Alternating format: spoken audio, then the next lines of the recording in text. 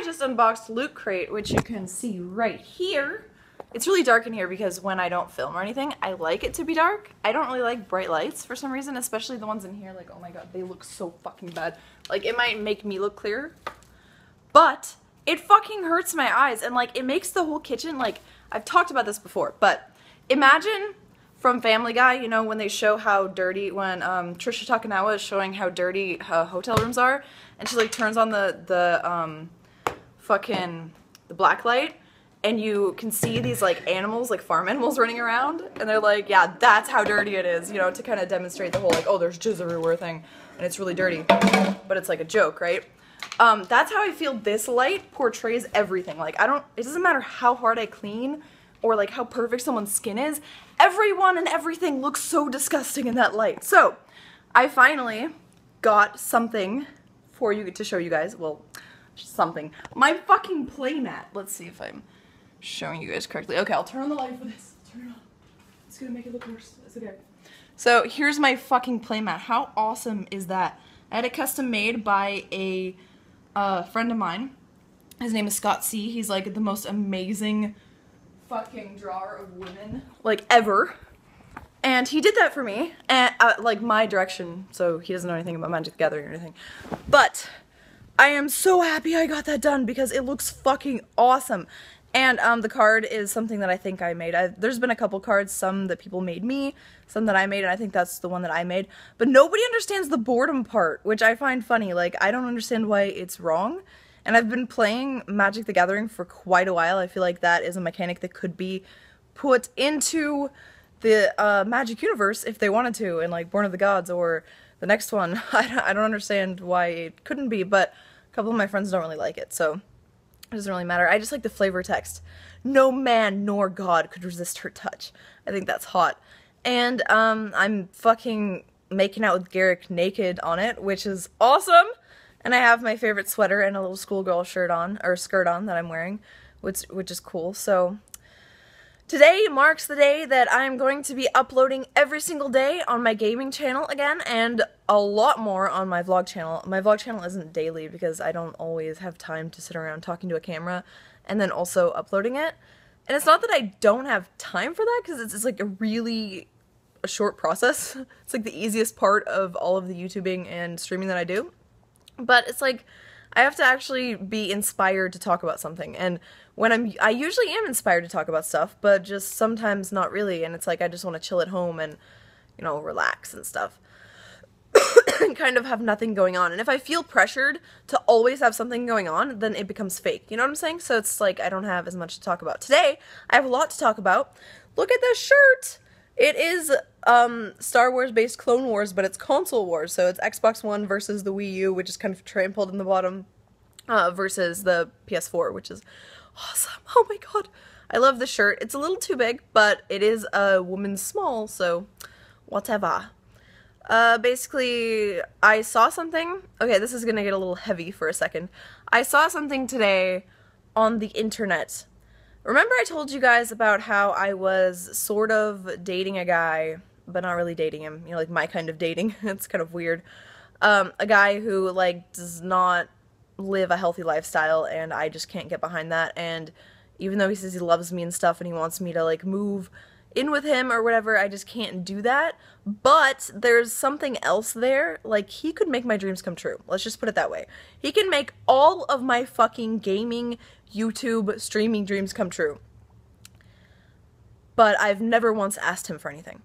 Because I'm not the kind of person who, when I care about someone, to ever use them. I'm not that kind of person. Money means nothing to me. None of that stuff means anything to me when I care about a person. And although I do, like, at some point expect him to do a very little amount of stuff for me when I've done a lot for him, like, I mean, he could just say a word and all of my dreams would come true. Like, who wouldn't do that if they cared about you, right?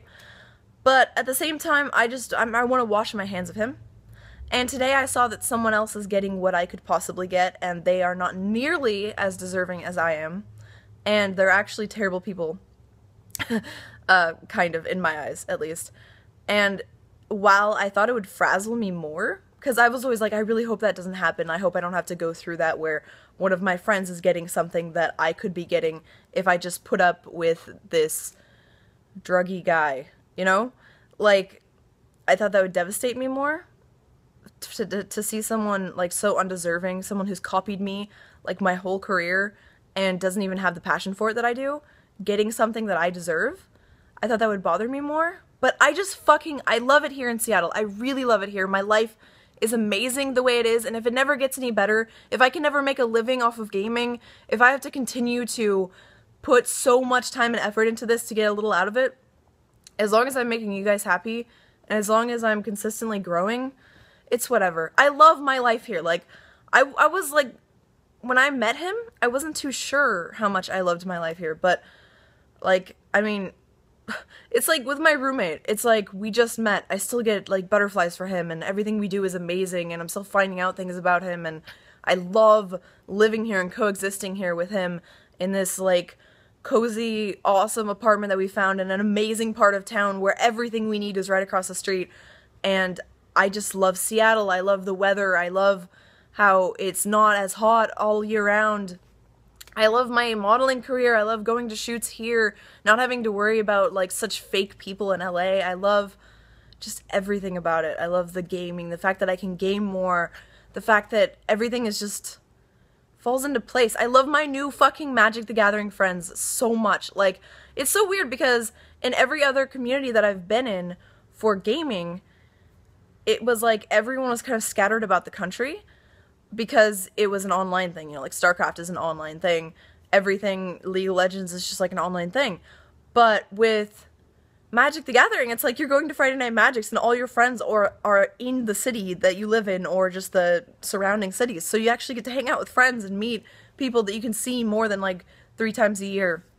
And it's pretty awesome. And once again, I'm talking to pro players of what I'm doing most, which is Magic. So I met Efro. I don't know if you guys know him. He does, well, I didn't meet him, but I'm talking to him. He does videos on Channel Fireball, and he's a pro poker and Magic player, and he seems pretty cool.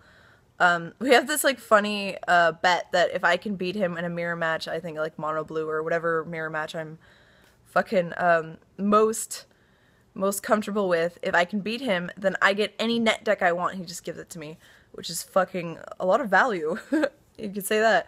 And it would be awesome because I want to have more than one net deck that I'm playing with.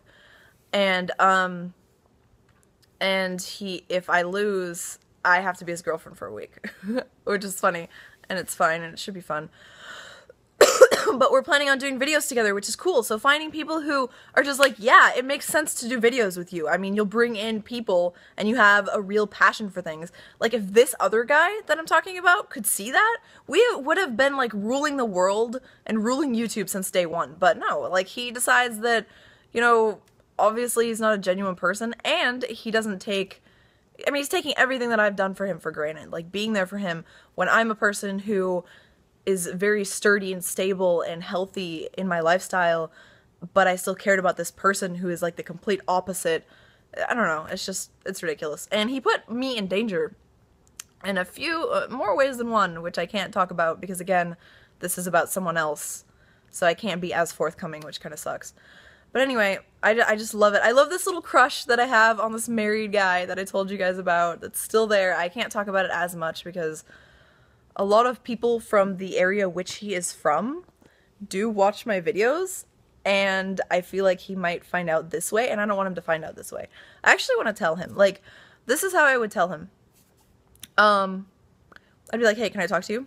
And then he'd be like, sure. And I'd be like, you have to promise me you're not going to give me the speech like, oh my god, I'm married, blah, blah, blah. And you have to promise me you're not going to be weird around me and we can still be friends because I really respect you and I think it's fun that we're friends and we can hang out and stuff occasionally. And I'm gonna be like, you know, since the first day I met you, I've really wanted to fuck you.